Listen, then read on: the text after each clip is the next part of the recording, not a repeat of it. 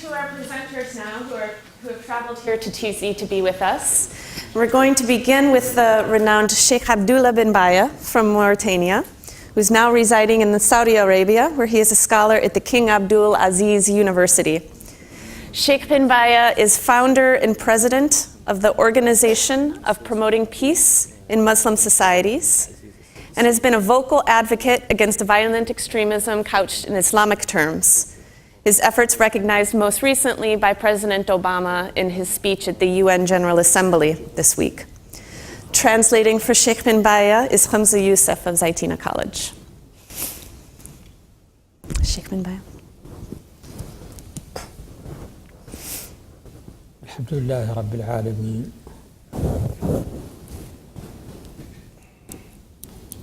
اللهم صل وسلم وبارك على سيدنا محمد وعلى آله وصحبه وصل على سيدنا محمد وعلى إخوانه من النبيين والمرسلين.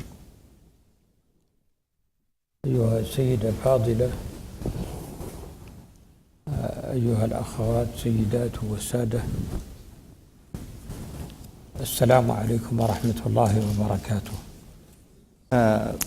My distinguished introducer and all of the distinguished guests, peace be upon you. أولا أشكر وزارة الخارجية الفنلندية التي قامت على هذا العمل، وأشكر مركز السلام، المعهد السلام الأمريكي الذي نظم هذه الاجتماعات على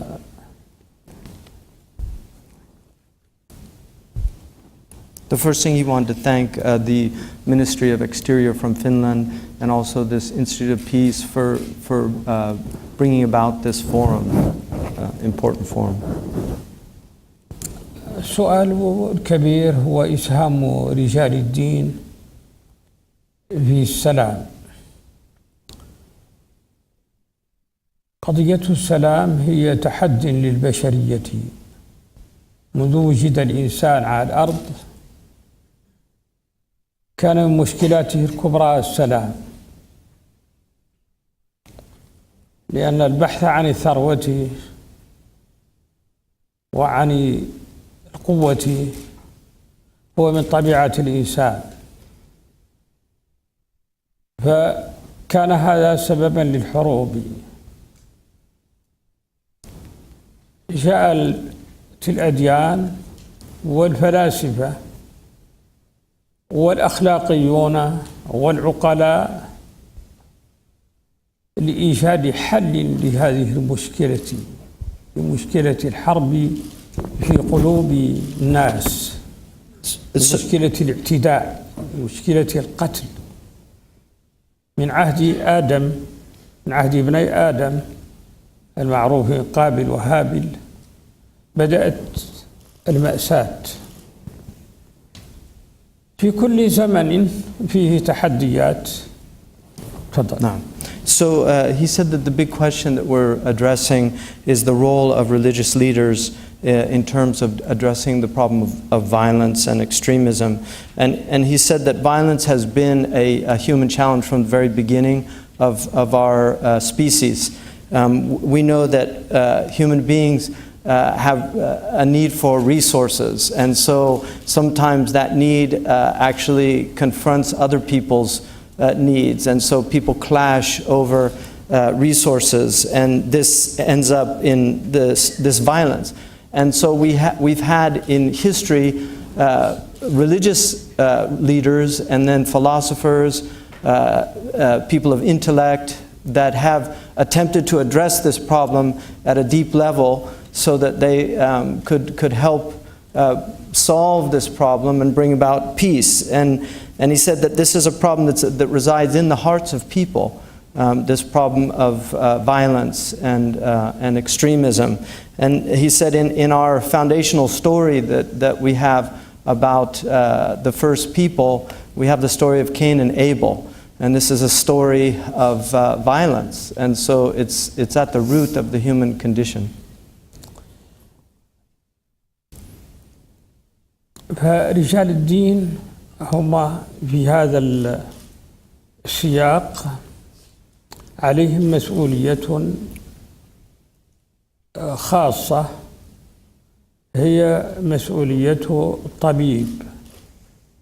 الطبيب الذي يعالج المجتمع المريض. يقول أحد الفلاسفة أحسبه نيتشه، يقول إن الحضارة تمرض وأطباؤها هم الفلاسفة. إذن المجتمعات الآن والحضارة وبخاصة في الشرق الأوسط مريضة. ما هو رد الفعل الذي يجب أن يقوم به رجال الدين؟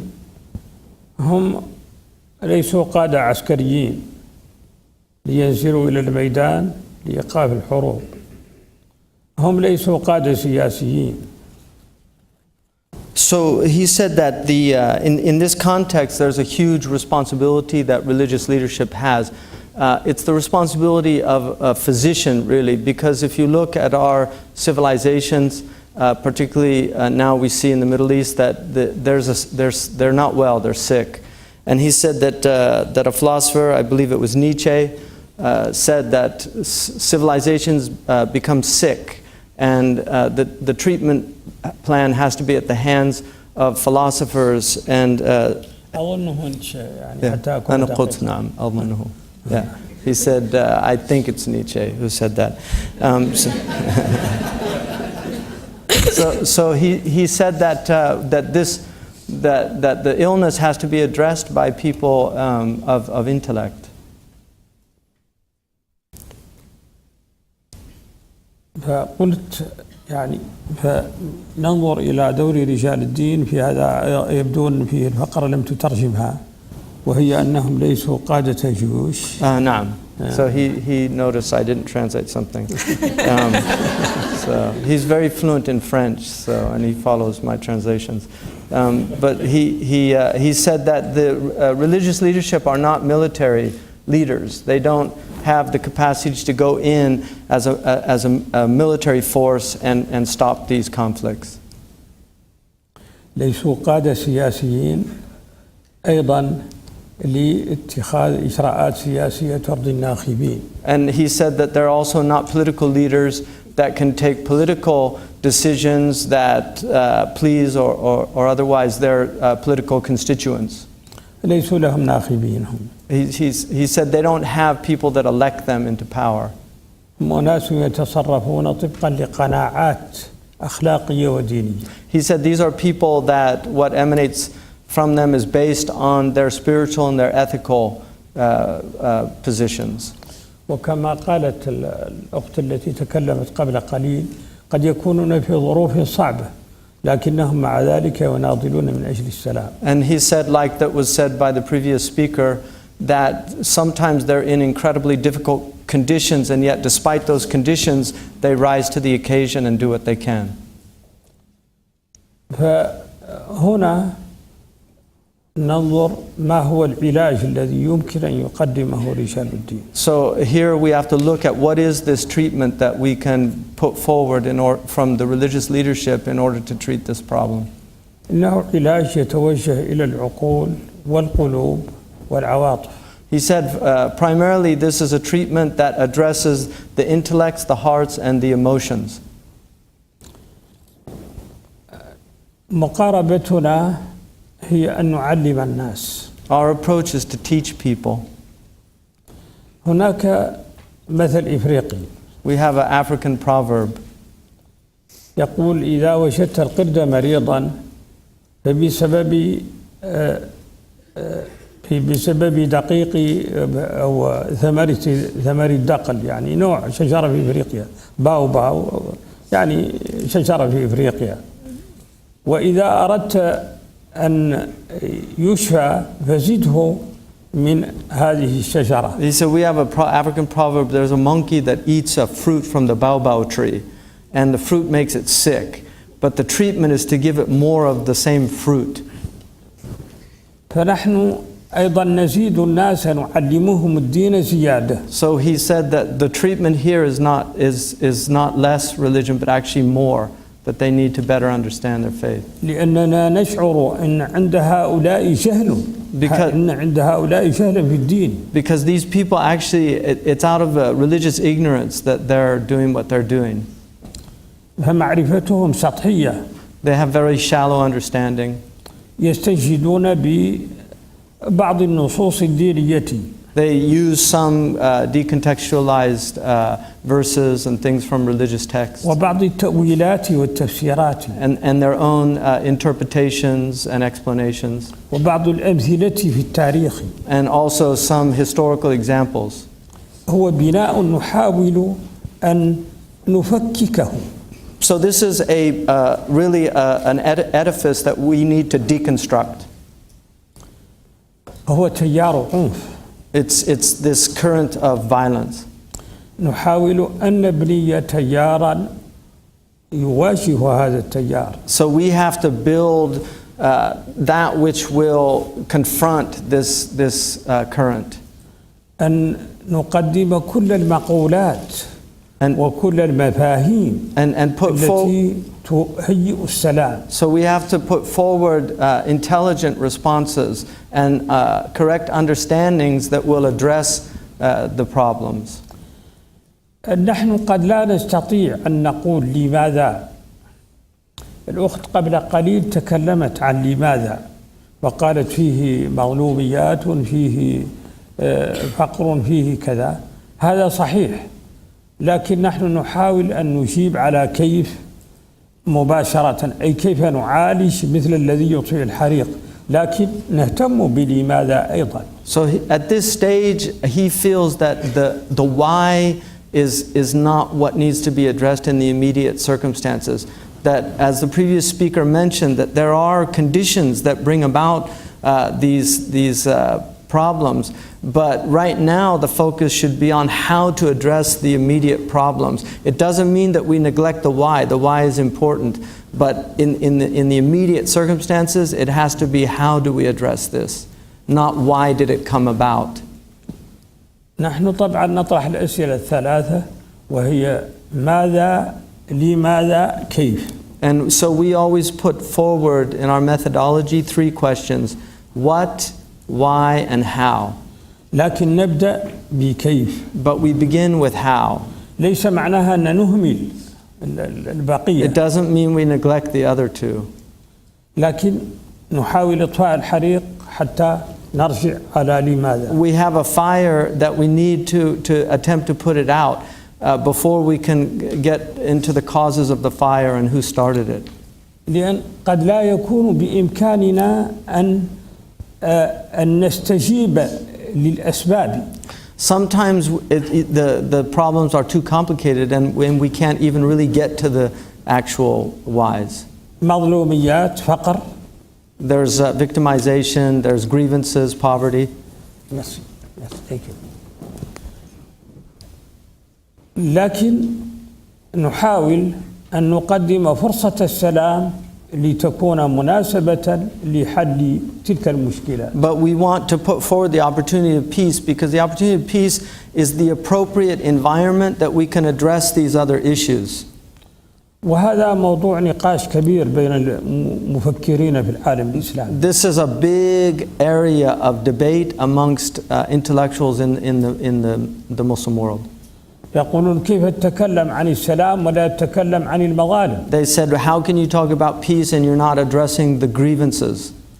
أنا أقول أن الحرب لن تؤدي إلى حل المظالم.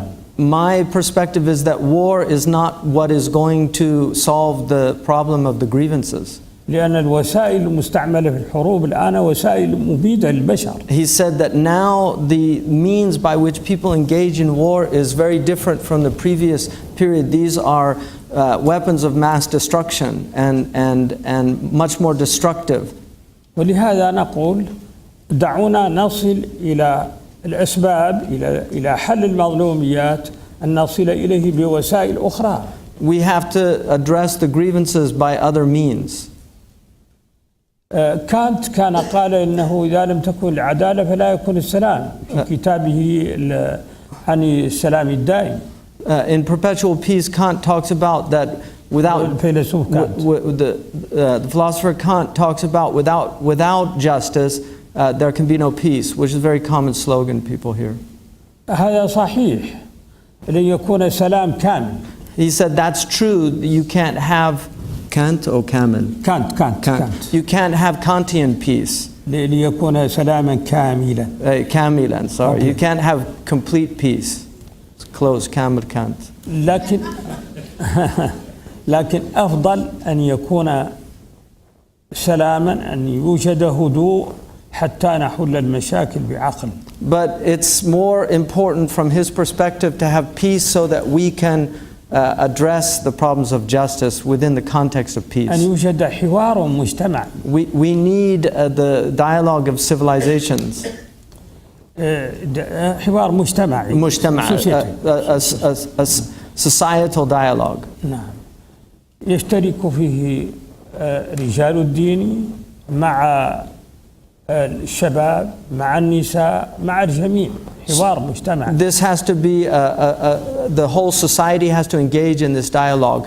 The men, the women, the youth, the religious leadership, political leadership. للبحث عن بدائل الحرب. So that we can really examine the alternatives to war. كما يقول أفلاطون يقول إن الحوار هو الذي يقدم البدائل المختلفة عن الحرب، وإن الحرب هي دليل على فشل الحضارة. That Plato said that the dialogue is the means by which we find alternatives to war, and that war is actually the failure of a civilization. أفلاطون. نعم. لهذا فمقاربتنا قد تكون معقدة، قد تكون طويلة الأمد، لكن إذا وصلنا إلى إقناع الكثير من الناس بهذه المقاربة يمكن أن نهيئ أرضية للسلام. So our approach might appear to be complex. It also might appear to be a long-term approach, but if enough people are convinced of this approach, then we can work towards engendering peace. نحن نعتقد أن الديانات ودين الإسلام الذي يتكلم باسمه فيها أساس كبير للسلام. He said, I believe that all of our religions, but in particular the religion that I speak on behalf of, Islam, has within it mechanisms for promoting peace.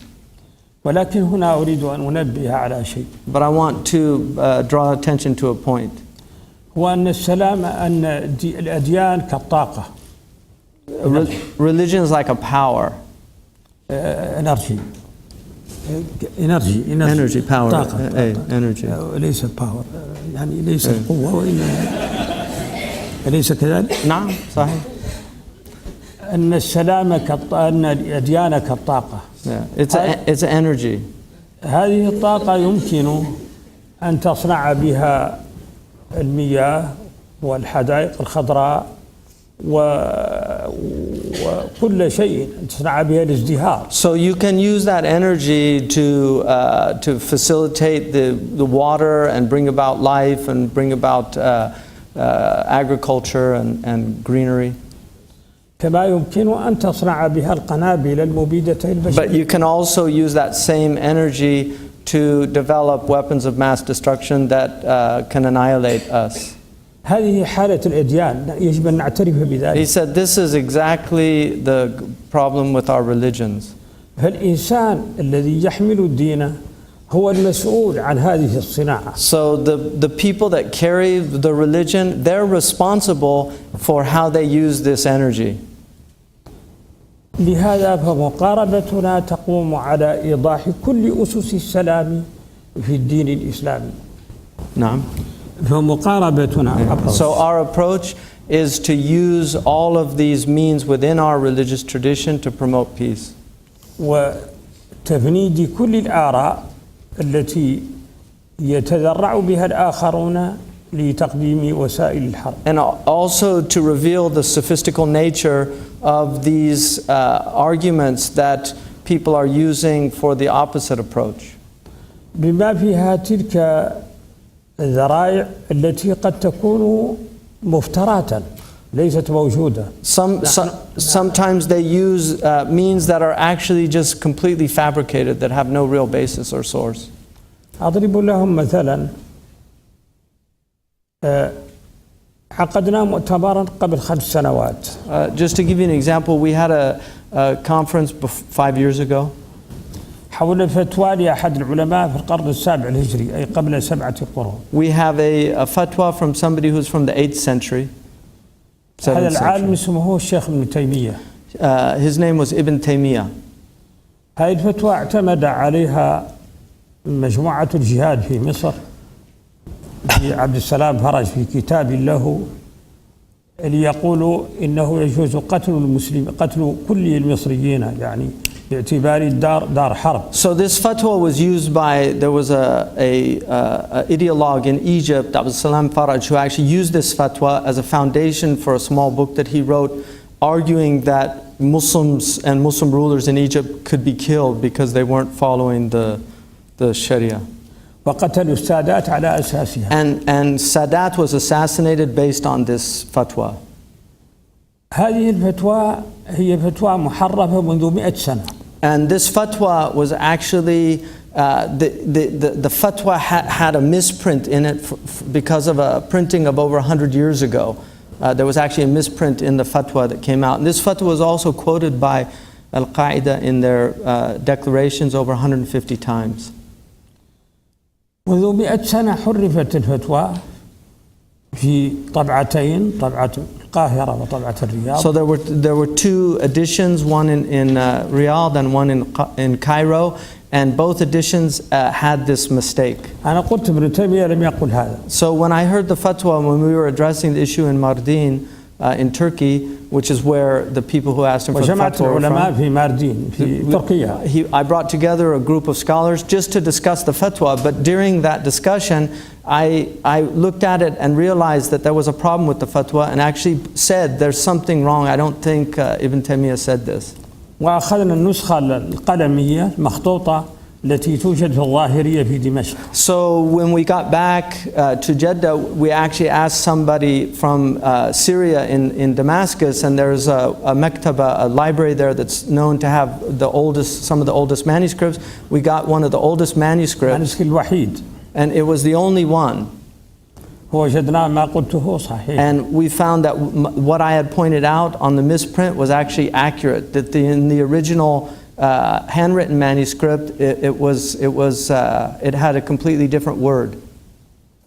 فاتفق العلماء جميعا على أن هذه الفتوى كانت محرفة. So we showed, and then everybody agreed, even though they didn't agree at the time, I'm adding that, but everybody agreed later that the fatwa was indeed misquoted. It was a misprint because the actual word, it said yuqatal, which means, that the ruler could be killed or fought or you attempt to kill him, whereas the actual word was yu'amal, that he should be treated appropriately, which is a completely different understanding. هذا مثال صغير. He said this is a small example.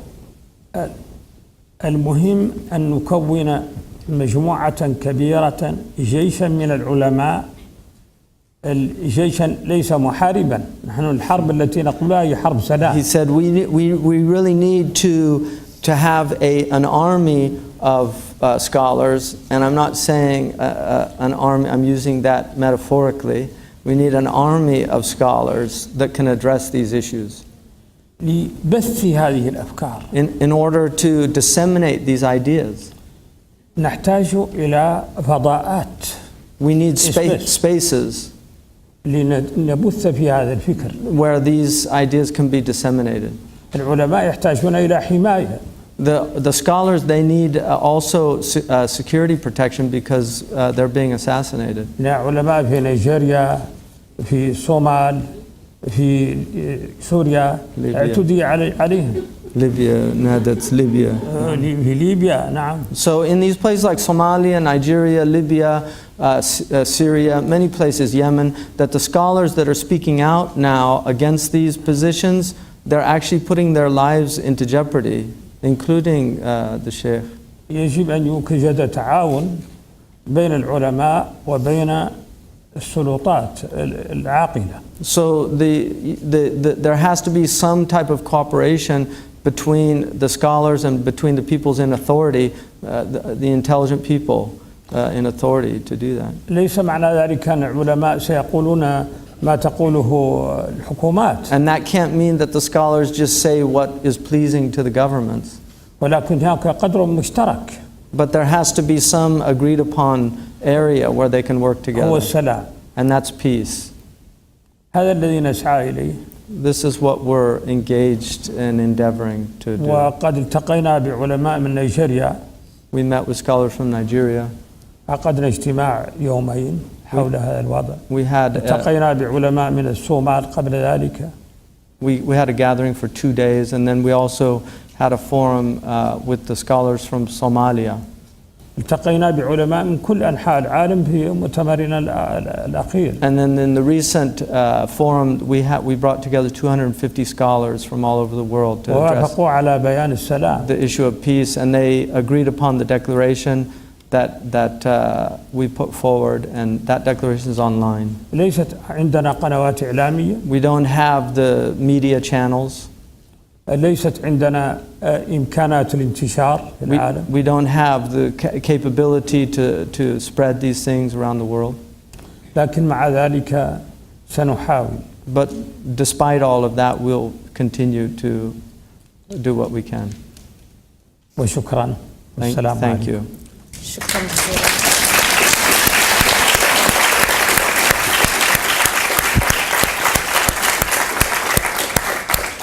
شكرا جزيلا for your insights and for your courage, Sheikh bin Bayyah. نشكركم على هذه النقاط وكذلك لشجاعتك. And I hope our friends at Google and Facebook and YouTube were all listening to that last part in particular about the need to work with technologists to spread this message far. في جوجل ويوتيوب وهذه الأماكن يعني يستمعون لهذا الكلام. Our next speaker, Pastor Esther Ibanga, unfortunately couldn't be here with us today because of some travel difficulties. But we didn't want to lose her voice and her insights in our discussion, given her remarkable and courageous work she's doing on the ground in Nigeria as president of Women Without Walls Initiative in Jos, Nigeria, which is a place in Nigeria which has witnessed quite a bit of violence between militant Christian and Muslim extremist groups. So she kindly shot a video presentation for us to air today. I could ask my friends in back to please screen it. Hello there, I'm Pastor Esther Ibanga, and I pastor Just Christian Missions International here in Nigeria, and it's a privilege to be part of this conversation. I'm sure it's been a great meeting. It's a pity I'm missing it, but well, we hope next time it works out. The nature of extremism in my own context that I understand, having worked as a religious leader in my own community and in my own state and country, is that you have someone who believes his opinion is superior to any other, you know, and as such you are naturally would be intolerant to any other opinion that it's not, you know, similar to your own opinion. And the nature of such extreme either opinion or ideologies or whatever it is, you know, that makes people be extremely passionate about what they believe in and how things must be done. The nature of such stand is that it always looks for ways of expression. Now, I'm not saying that it all the time leads to terrorism, but the fact that, you know, you have such extremist views on a particular issue, naturally it's like a bottled up, you know, pent up, you know, a bottle of Coke under the sun, and the moment that cork is lifted up, it just bursts out. So there's very little that triggers such, you know, opinions. And most of these extremist views can be destructive. They are exclusive in nature, and they claim to have superior knowledge. They're standing on something else that no one else knows, and their opinion is better than anybody's. And of course, that naturally will lead them to absolute intolerance of any other opinion that contradicts their opinion. So basically, we're talking about how that affects, family units and then the society at large. It is very important that we also address the issue of injustice. Most extremist views have a feeling that they have not been given fairness, and so there's a sense of injustice that justifies whatever that extremist views now results in. And so that sense of injustice needs to be addressed. And I must say that as religious actors, we really do have a challenge, particularly female religious leaders, because you'll be surprised that even in the religious circle, first of all, there is very little platform for example, women that can participate and actually have their voices heard. It's a male-dominated area, even in religion. Most religions do not believe a woman should actually speak. So it's actually a challenge for a voice, or the voice of a woman, to speak strongly on the issue of extremism. And I also think that one of the challenges we face as religious leaders is the fact that you can only counsel them and you can pray for them, but you can't force them. So if somebody is holding so strongly to an opinion or a view, you can only counsel. You can only try to make the person see the other way, but you can't force them. Some of them are actually born with that belief system. So, there's only so much you can do. And like I mentioned about the strong male voices, I really think that platforms should be created for more female voices. Number one, their mothers, their sisters, their daughters. There's a way a woman perceives and ministers that's different from a man. And I also think that outsiders can help by creating more platforms where religious actors are actually involved in decision-making process. That is really, really important. When policies are formed and made, religious leaders are totally exempted from it because they feel that it is totally outside the mosque or the church.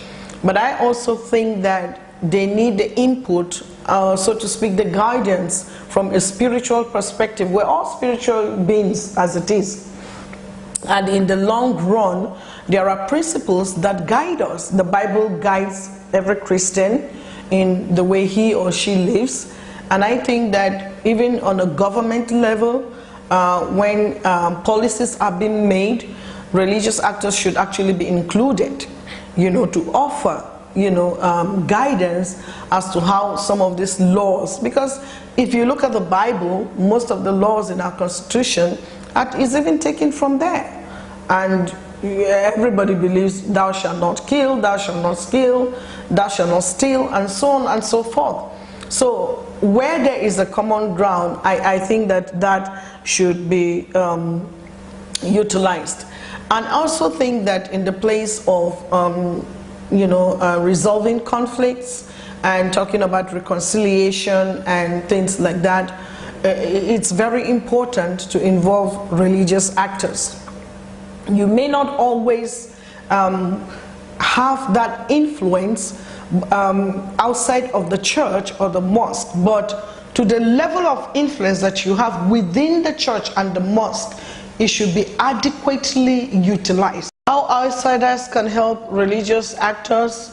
Well, they can support them, and in the place of training, and in both religions, I think, and also being exposed to different platforms to enable them and equip them and empower religious actors to make use of the influence they have over followers, positively, more positively.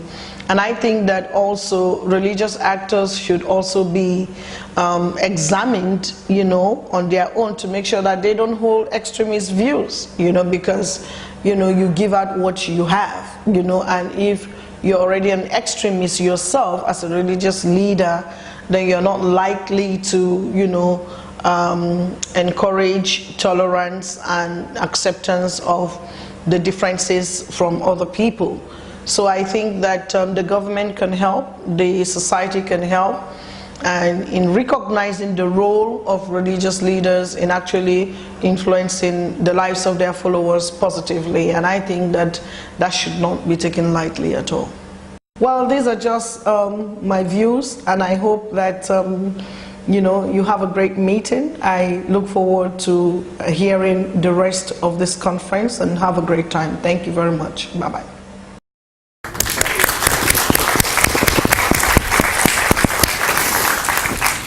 Our final speaker is a dear and old friend of mine, Vinya Aryaratna from the Sarvodaya movement in Sri Lanka. Sarvodaya is a Buddhist faith-based organization that's guided by Gandhian principles of nonviolence, promotes poverty eradication and peace across ethnic and religious divisions. And Sarvodaya has sought to empower religious actors to serve as agents of peace and coexistence in the country, particularly in the midst of multiple forms of violence. Dr. Vinya is a doctor by training, but a peace activist at heart and by practice. Vinya.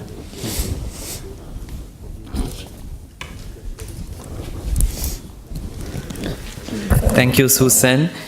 Shaykh bin Bayyah, distinguished ladies and gentlemen. I'm deeply honored and very humbled to be a part of this distinguished panel. I speak as a lay Buddhist, a practitioner who is connected to the Sarvodaya Shramadana movement of Sri Lanka, which is by far the most widespread grassroots development organization in the country, which is based on Buddhist and Gandhian principles as mentioned by Susan. We work across all ethnic and religious communities in the country, and we have a history of working in Sri Lanka for more than 50 years now. Sri Lanka is a country which is now emerging out of a very violent conflict which lasted for more than 30 years. And today, though the war is not there anymore, we are trying to rebuild our country, which is a multi-ethnic, multi-religious society. And we have also experienced violent extremism in Sri Lanka during the last 3 to 4 decades. The more prominent one has, of course, been the ethnic strife that had affected our country for nearly 3 decades. But there were also other insurrections, youth insurrections, very violent insurrections, twice in our history, which had also claimed the lives of hundreds and thousands of youth who belonged to both ethnic communities. Now, I would say that religion played an insignificant role in those conflicts compared to what some of the recent trends that we see in our country today. We have seen during the last few years actions by certain Buddhist monks who have taken up a confrontational stand against the Muslim community in Sri Lanka, which is very unfortunate. And this has also resulted in serious riots recently, and where a number of lives were lost, and also significant damage to livelihoods and also to property. It's not my intention to go into a deep analysis of the causes, effects, and possible solutions to the varied forms of violent extremism that we see, or the trends of violent extremism that we see in our country, but to reflect on how ordinary people read this situation and what we are trying to do to promote peace and harmony in our part of the world. I also draw from the experiences that were shared during our deliberations from yesterday with my colleagues who also come from some countries which face similar challenges. Now, ethnic and religious identity really form an integral part of our society, particularly in Asia. Religion has played a very important role in building not only the culture but also social and economic systems. Now, whilst I would call them those religious ethnic determinants or drivers as internal, our deeper consciousness is shaped by our history, the way history is narrated in our textbooks as we were taught when we were children, and also how today the mass media portray religious and ethnic identity. So in a very highly charged context that we had to operate today compared to maybe 20-30 years ago. This poses a great challenge to multi-ethnic, multi-religious and multicultural societies such as ours in a very increasingly globalizing world. So when it is claimed that Sri Lanka is a Buddhist country, predominantly Buddhist country, but which has all ethnic and religious communities living, and which is now seeing these alarming trends of increased organized violence against certain ethnic groups. But by and large, Sri Lanka has been a model of religious harmony. And if you visit Sri Lanka even today, what you see, what you witness is more of religious coexistence and harmony than animosity.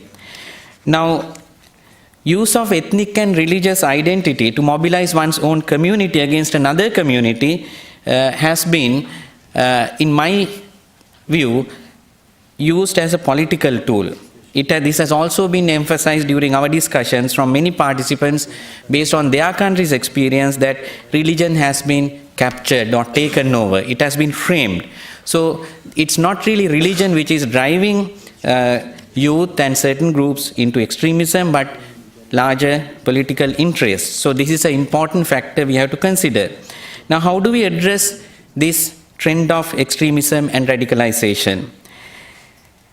At the outset, I would like to say that extremism and radicalization cannot be or solely or primarily addressed through a security doctrine only. There are enough examples.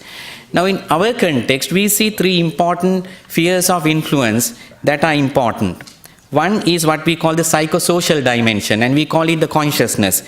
Consciousness is the way how we think collectively, as individuals, as communities, on various things that affect our lives. Our identities are formed through this consciousness and this collective psychology, and what we have accumulated over the years as part of our culture and values. And it is at this level that the religion and religious actors play a very important role, or has the most influence. Then secondly, it has to do with physical needs, or what we call economics. In a situation where young people do not see a future for themselves or for their families, and there is fertile ground for external forces to exploit. If people's basic needs are not satisfied, and if there is unequal distribution of wealth, income, and resources, then naturally that's a breeding ground for extremism. This results in a sense of hopelessness, and which, combined with the above-mentioned psychosocial factors, lead to great vulnerability for young people to be attracted to violent extremist ideologies and organizations. Those are not the only two factors. Then thirdly, we have governance or power. We all know that politics is an important driver. When people feel disempowered, disenfranchised sometimes, they cannot take part in the decision-making processes that affect their lives, that lead to deeper frustrations and enhance their vulnerability further. In today's globalized world, local violence is not just driven by local factors. Global policies, as well as interpretations of ethno-religious identities, may even provide legitimacy to some acts of extreme violence, as we see in our part of the world today. We therefore believe that any action to prevent or combat violent extremism should be an integrated, holistic, and multi-level approach that addresses psychosocial, economic, and political determinants.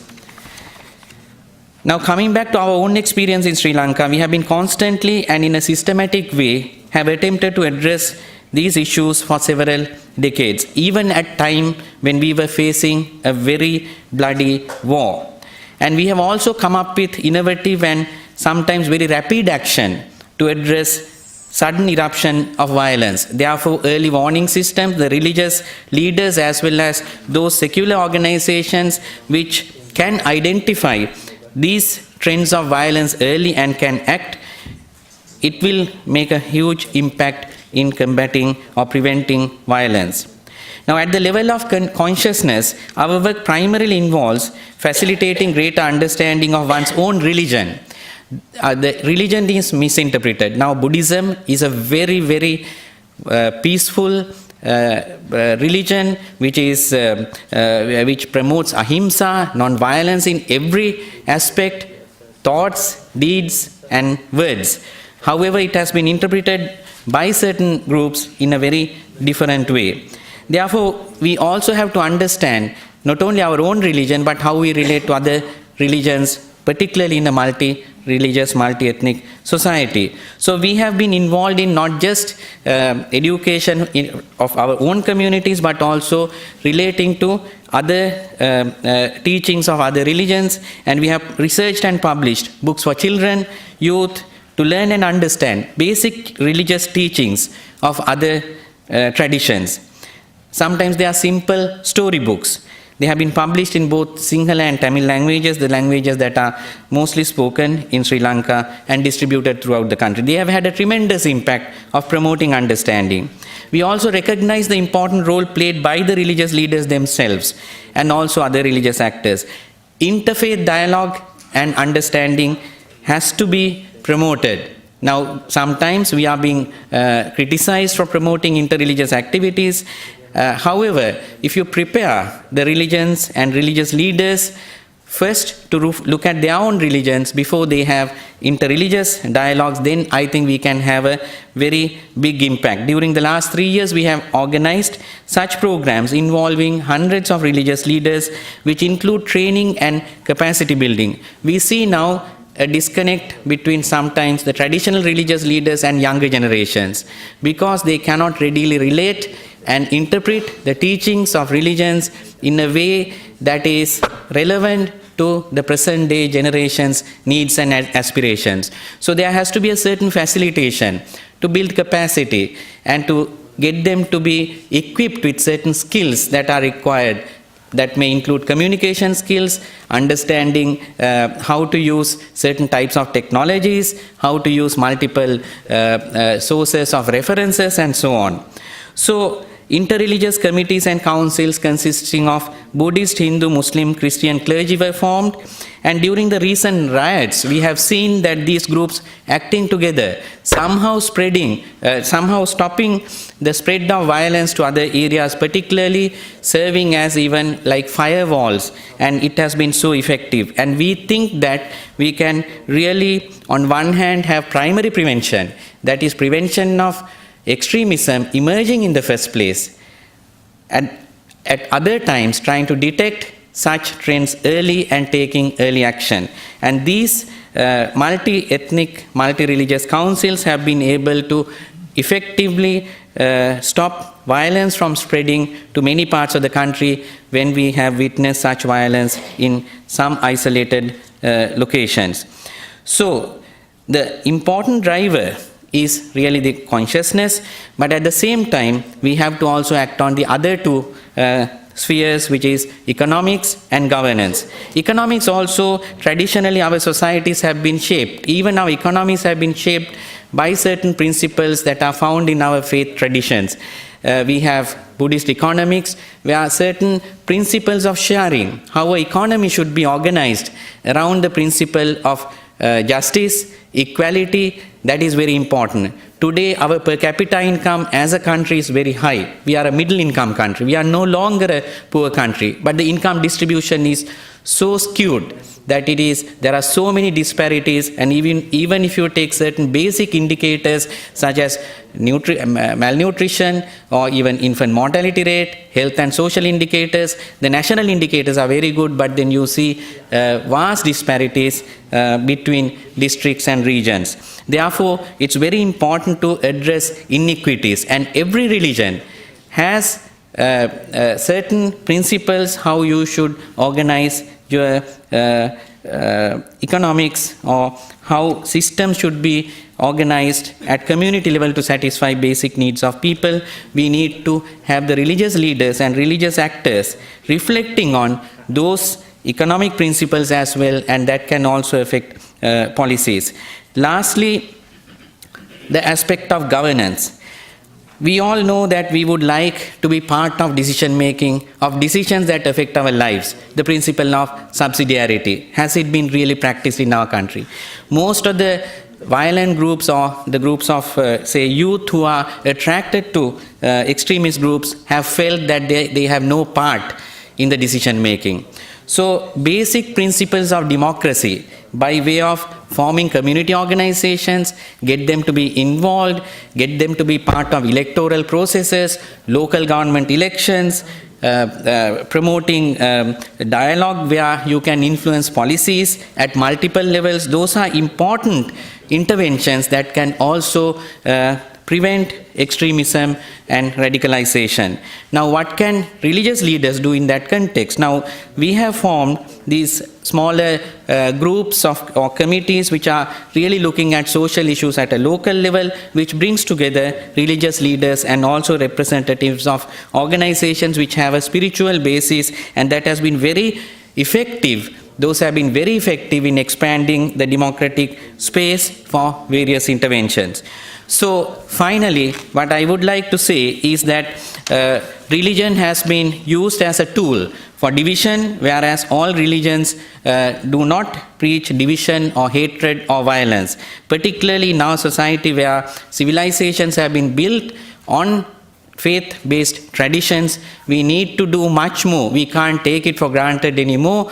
We have to come together, particularly those of us who are working from the civil society organizations with drawing inspiration from great religious traditions. We need to work together. But our local actions can succeed only if external drivers are also promoting harmony and promoting coexistence at ground level. Therefore, those policymakers who are working at international policymaking institutes should also take into consideration that we have to work together in a common framework where we support each other rather than undermining each other's work.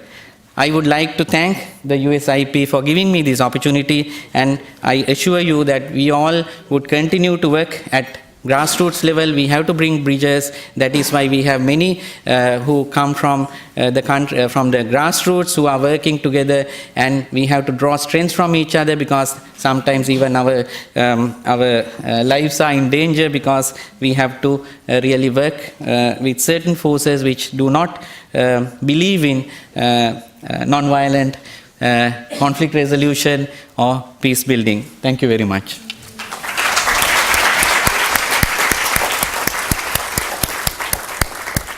We have about 20 minutes to open it up for question and answer, and I ask that you form lines. There's 2 microphones halfway up the auditorium, so if you can form lines behind them. And while you're doing that, because Syria is so much in the news, I also invited my colleague Hind to say a couple words about the work that's being done with religious actors in Syria as well. And just to warn you guys, our group is going to have to leave. I'm going to have to end this precisely at noon, because our group is going to be going to the Hill for Juma, for Friday prayers. So bear with me if we're not able to get to all of your questions.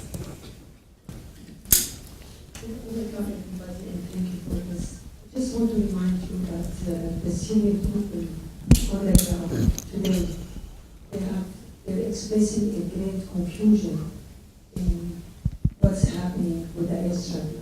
So I'm urging everybody to know that we can have airstrike without social and political solution.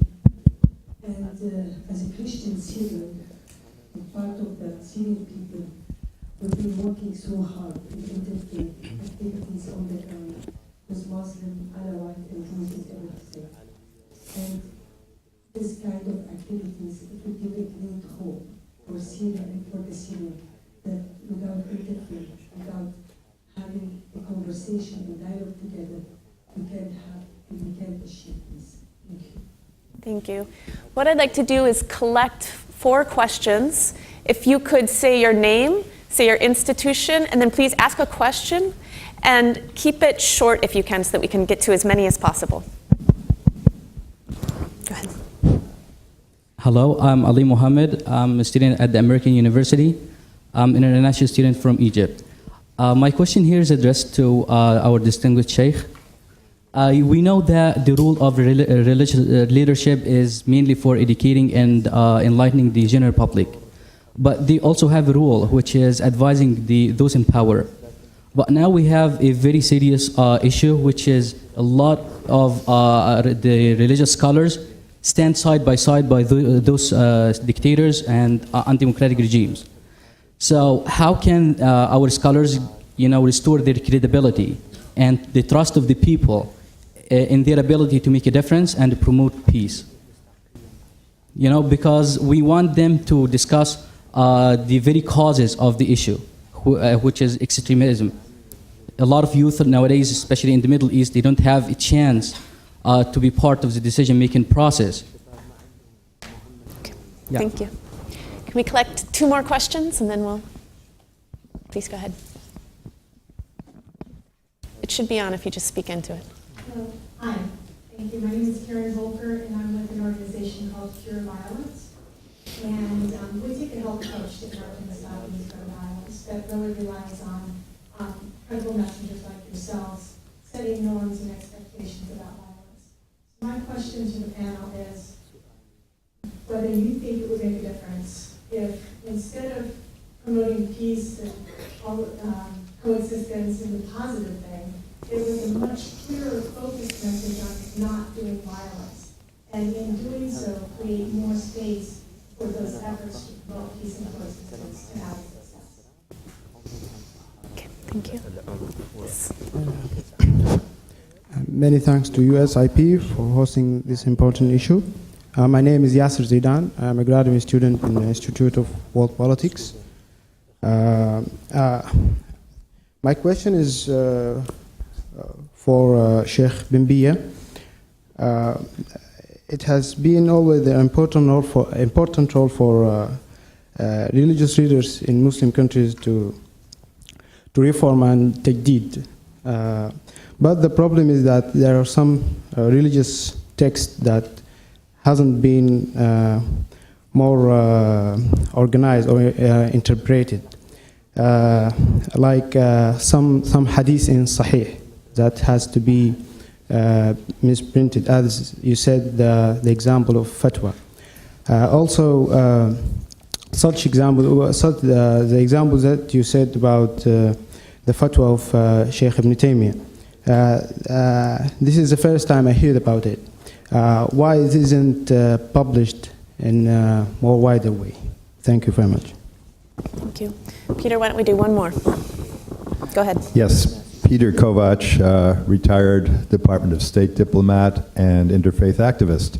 I can't resist having Sheikh Hamza up there with our 2 distinguished guests, and thanks to USIP for pulling this very important discussion together, asking for a comment on the role of interfaith seminary training in this peace-building capacity.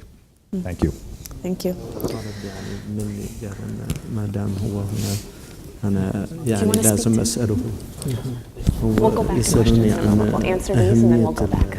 المدارس. The last question was about interfaith seminary education. Interfaith seminary education, the role that it plays in peace building. You can speak to it. I think I'll answer the last question. We have been promoting the interfaith dialogue mainly, and also connecting the religious leaders from different faiths to their lay followers. That's a very simple model. I don't know whether I got it. That's good. The other questions we had were on the focus on governments, the promotion of non-violence instead of peace, and then هل نركز على عدم العنف أو نشر السلام؟ يعني فهمت؟ She's saying on basically how you frame it. How we frame it. Putting the focus on not resorting to violence as opposed to advocating for peace. على أن لا نستخدم العنف أو أن ننشر السلام.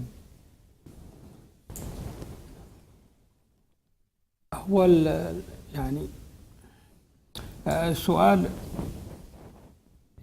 يضع مقابلة بين شيئين هما متكاملان في حقيقتهما. He said that the question is really putting two sides of the same scales, that they complete one another. فعدم العنف هو السلام. He said not using violence is also peace.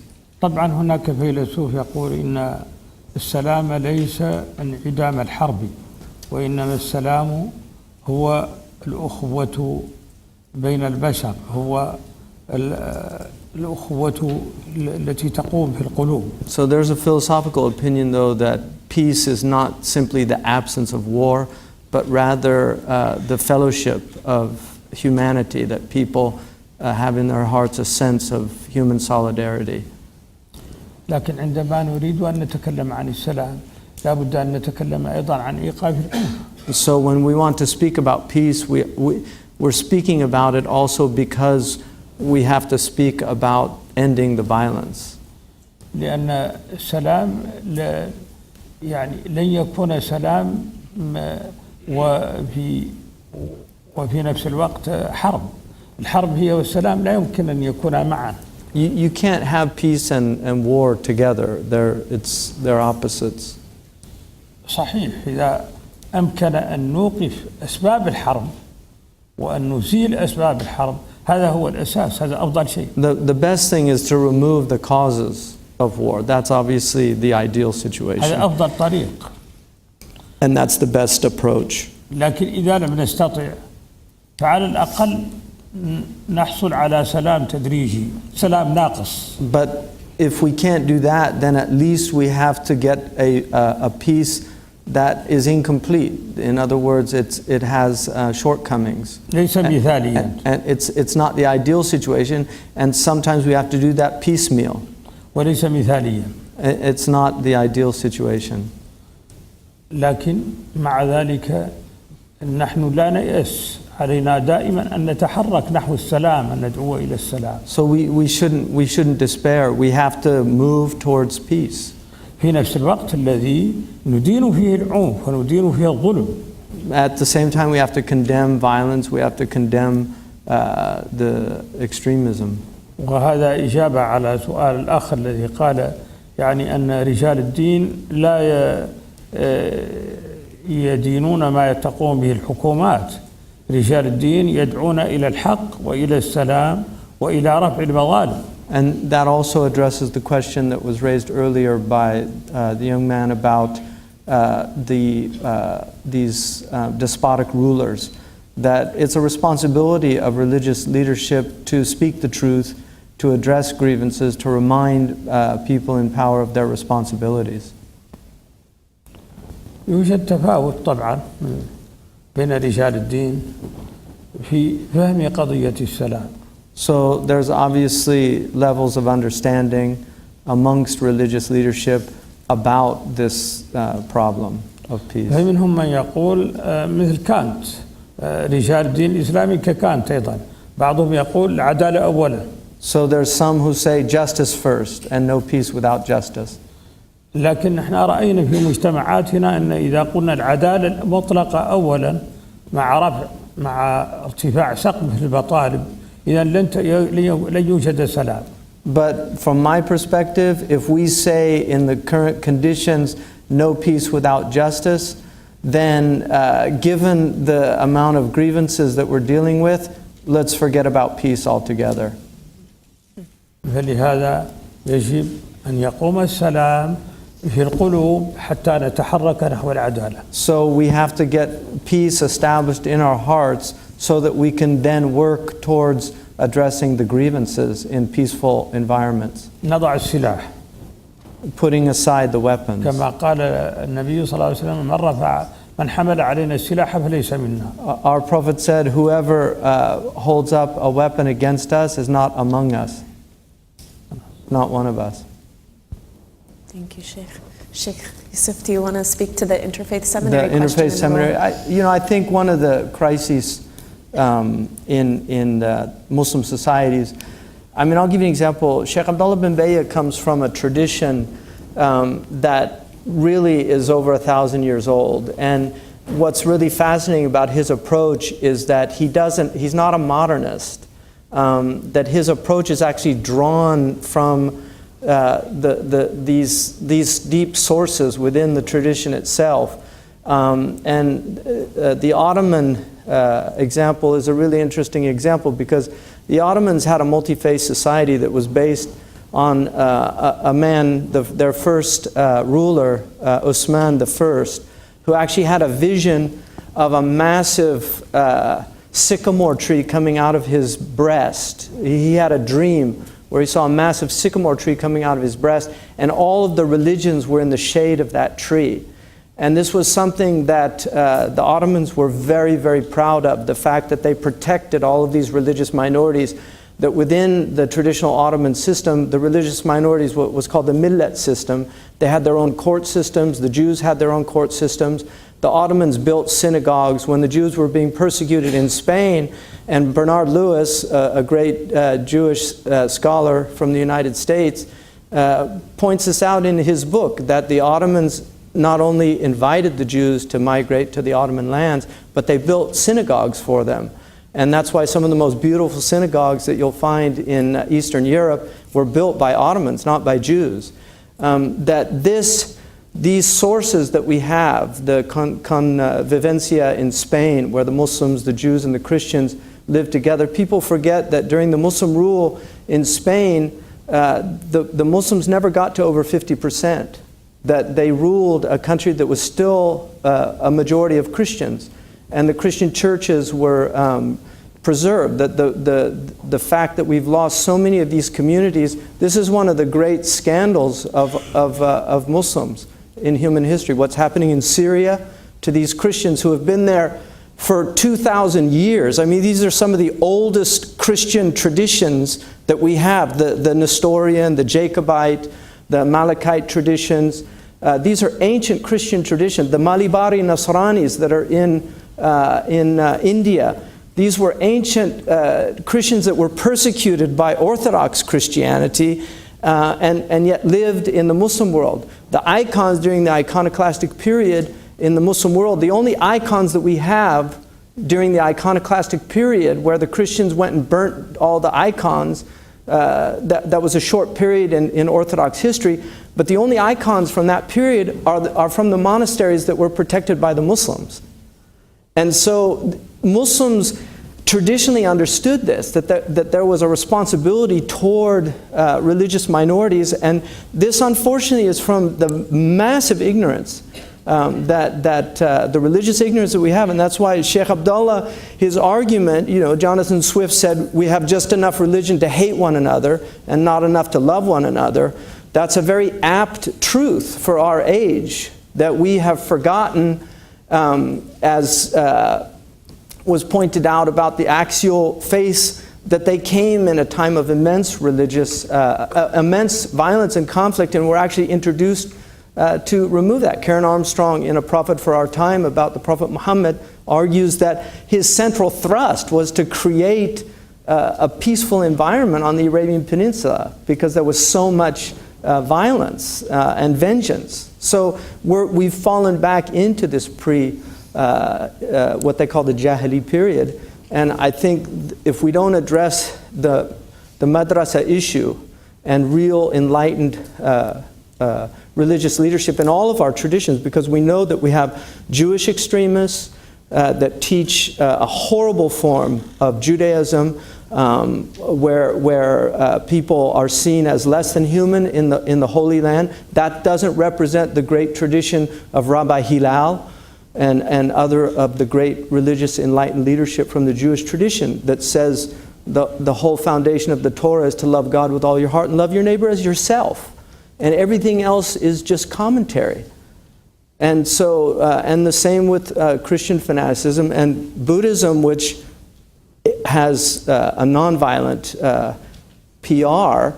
But if you study Buddhist tradition and just study what the Buddhists did to the Muslims when they reconquered Afghanistan, I encourage you to read the Claws of Buddha, which is about religious violence within the Buddhist tradition. So Buddhism has a history of violence also. So that all of these religions, like the Shaykh said, they have violence and they have the potential to eliminate violence, and it depends on how we use them. Thank you. We have 5 minutes, so if we can take these 2 questions, and I'm going to ask a closing question as well. Thank you. Ali Al-Mawlawi from the Embassy of Iraq. I'd like to ask the distinguished speakers whether they see a difference in terms of root causes between sectarian-based conflicts and conflicts between religions. In other words, should there be a different approach in terms of intrafaith dialogue and interfaith dialogue? Thank you. Thanks. Hello, I'm Mahreen Farouk from WORD, the World Organization for Resource Development and Education. I wanted to thank all the speakers, especially Shaykh bin Bayyah, for your excellent comments and particularly your fatwas against violent extremism.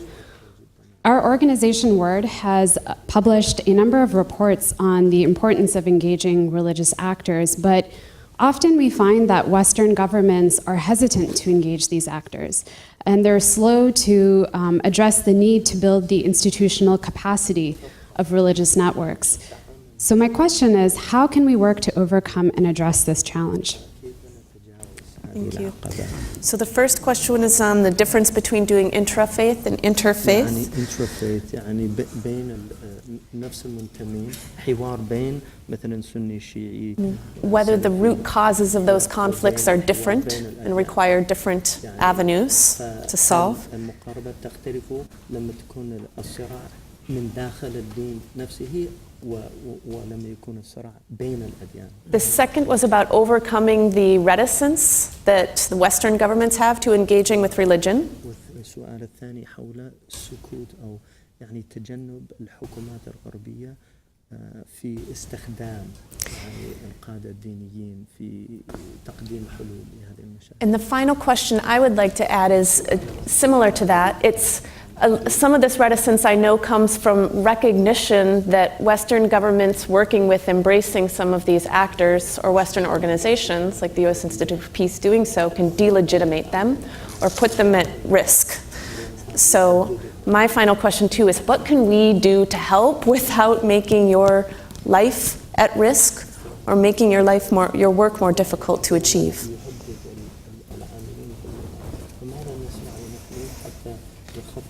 تهديدات لأمثالكم.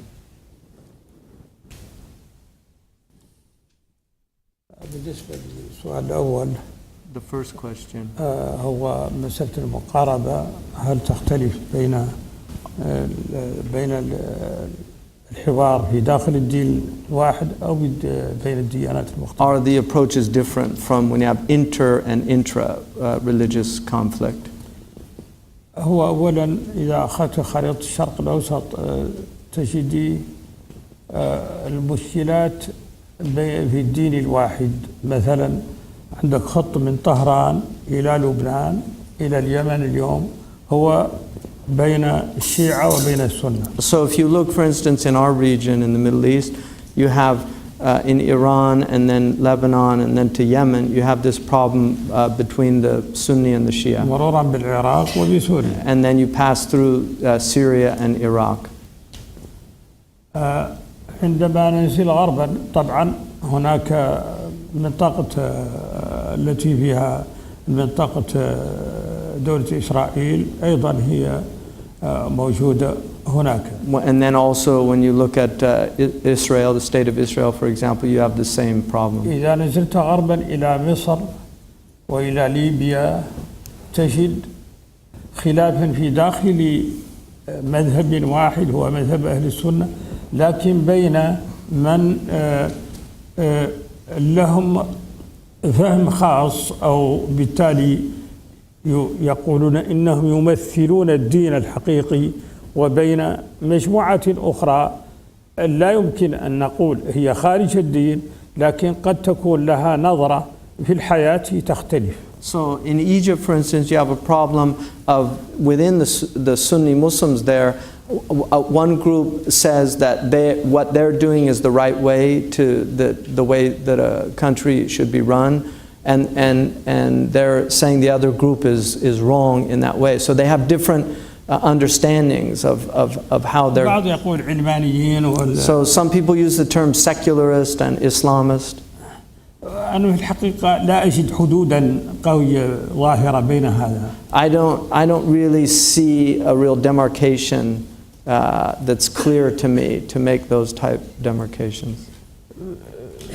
فالحقيقة أن المقاربة هي أن نبحث عن حوار جاد ينطلق من مصالح الأوطان ومن سعة الأديان. So for me, the approach has to be based on a dialogue that emanates from a serious dialogue that emanates from a desire for understanding, and then also looking at the shared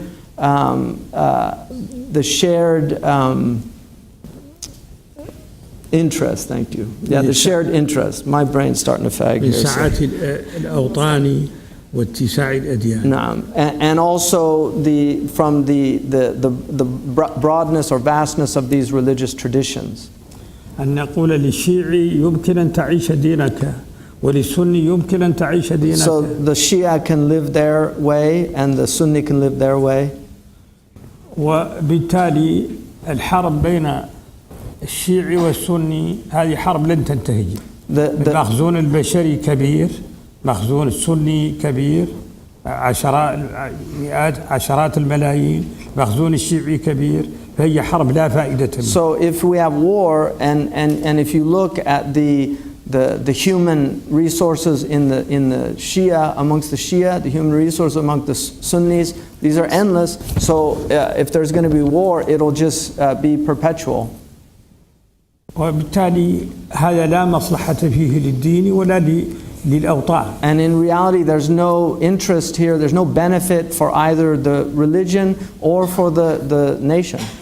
الانتصارات المحلية هي انتصارات وقتية.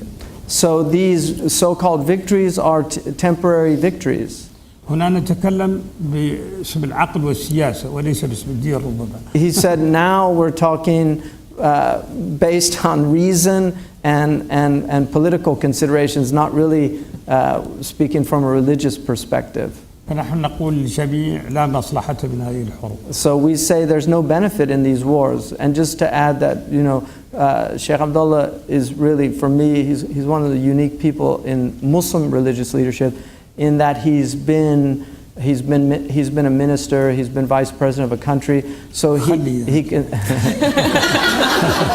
he can see from both sides of the fence, which is unfortunately very rare, and it is an actual problem that we have amongst a lot of the religious leadership, is they really don't understand the difficulties involved in governance and the problems, especially with states that are either failing or have already failed. ليس عند أحد وعد بأنه سينتصر. So there's nobody has a guarantee that they're going to be victorious in these conditions. هذا الذي نريد، المقاربة التي نريد أن نقولها للديانات المختلفة ولأهل المنطقة، يعني من يطرد المسيحيين السوريين هذا مجرم. So this is the approach that we're taking to remind these people in the region. If you expel these Christians from your communities, you're criminals in doing so. هذا هناك قبل الإسلام. This is before Islam. من 13 قرن لما أراد أحد الخلفاء أحد الحكام 1300 years ago, المسيحيين من الجبال. There was one of the rulers, Muslim rulers, wanted to remove Christians رد عليه الإمام الأوزاعي من أكبر علماء from the mountains in Lebanon, and Imam al-Awza'i, one of the great scholars of that period,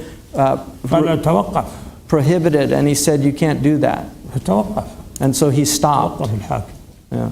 هذا يدل على أهمية التعاون بين رجال الدين وبين الحكام. And this story is a clear indication of the importance of the religious leadership to be involved in these decisions that can sometimes be على الحكام أن يعرفوا أنهم لا يمكن أن يحلوا مشكلة الحروب وحدهم.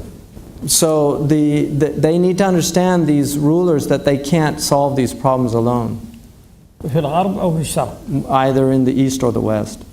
وأنهم لا بد أن يتعاونوا مع رجال الدين. They have to engage the religious leadership, انطلاقا من العقل ومن الأخلاق. emanating from both a rational point of view, but also a moral imperative. وهذا التعاون ممكن. And this is an engagement that's possible. It's a cooperation that can be يجب أن realized. نبحث عن الأدوات والآليات. So we need the tools and the measures that can be taken, وأن نسير إلى الأمام إن شاء الله. and to keep moving forward, progressing. شكرا. Thank you. Bayyah, do you want to say a last word? The last question, it's about the Western government's engagement with religious leaders. I think in recent years there had been a lot of positive trends.